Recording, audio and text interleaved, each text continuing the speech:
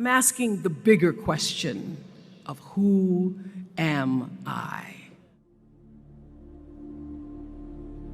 Who am I really?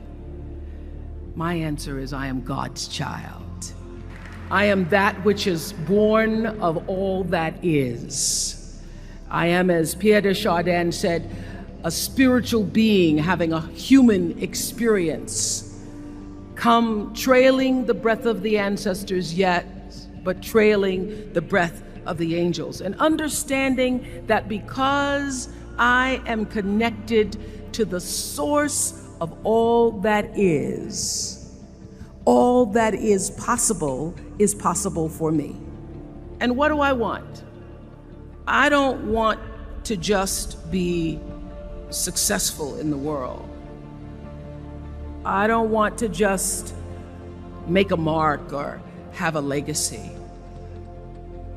The answer to that question for me is I want to fulfill the highest, truest expression of myself as a human being. I want to fulfill the promise that the Creator dreamed when He dreamed the cells that made up me. What do I want? You must have some kind of vision for your life. Even if you don't know the plan, you have to have a direction in which you choose to go. I never was the kind of woman who liked to get in a car and just go for a ride. You want to be in the driver's seat of your own life, because if you're not, life will drive you. Knowing who you really are in this space and time that we embody. That's number one. What do you want? Who are you? Number two, you must find a way to serve. Martin Luther King said that not everybody can be famous, but everybody can be great, because greatness is determined by service. Now, we live in a world where everybody wants to be famous and where we admire people for just being famous. We think being known brings us value. The truth is, all of that will fade in time. Service and the significance that you bring to your service is that which is lasting. So to be able to, whatever your occupation or job or talent or gift is, our honorees today getting doctorate degrees, to apparently opposite fields, HIV and AIDS and the spoken word. But what they have in common is service, using the spoken word in service to community in the world, using your knowledge and information about HIV and AIDS and medicine in service to the world. And if you look at all the most successful people in the world, whether they know it or not, they have that paradigm of service. Service through medicine, service through art. Using whatever it is you produce, your product, as a way of giving back to the world. When you shift the paradigm of whatever it is you choose to do to service, and you bring significance to that, success will, I promise you, follow you. Be excellent.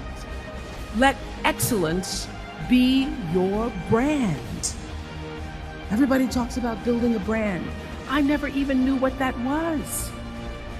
When people say, you're a brand, I would say, no, I'm just Oprah.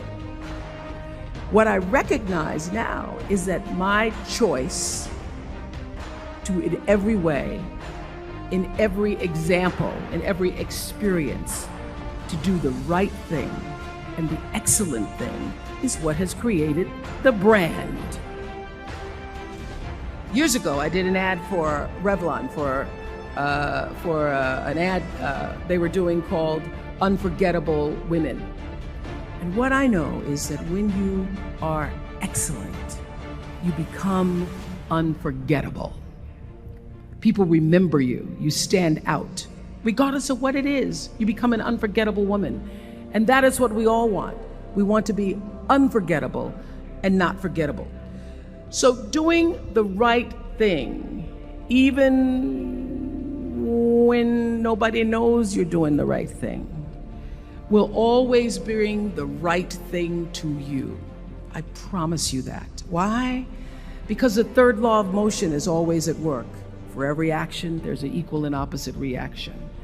That is so true in all of our lives. Everything you even try to do to me, already done to you.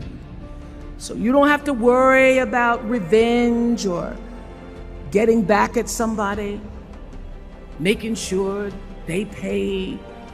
You just have to do the right thing, and the right thing will follow you even when people don't support it.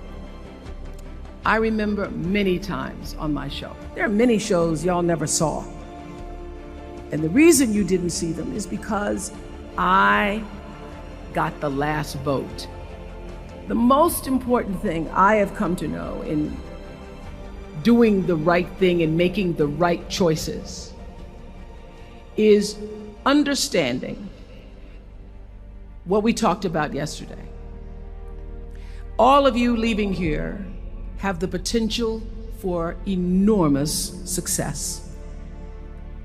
There's a price that comes with that. People don't always like you, and they're not always happy for you. And if you surround yourself with people who are not accustomed to your success, they become fearful, they become scared, because you are reflecting back something to them that they don't recognize. People who want the best for you want you to be your best.